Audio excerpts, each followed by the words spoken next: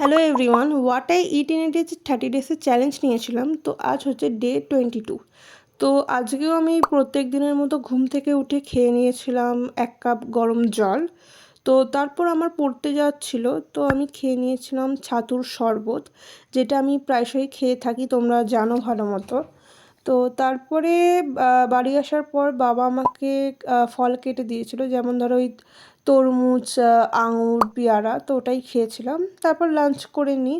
তো আজকে লাঞ্চে ছিল এঁচোড় চিংড়ি, বেগুন ভাজা, মাছের ঝাল, আমের চাটনি।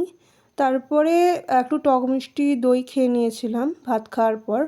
সন্ধেবেলার দিকে মা আজকে বাড়িতে সিঙাড়া বানিয়েছিল, তো ওটাই খেয়েছিলাম সন্ধেবেলা নাগাদ। আর সিঙাড়াটা বেশ টেস্টি হয়েছিল। তো বাড়িতে আসার সময় বাবা আজকে বাসন্তী পোলাও আর চিলি চিকেন কিনে এনেছিল, তো ওটা দিয়েই আজকে ডিনারটা কমপ্লিট করলাম।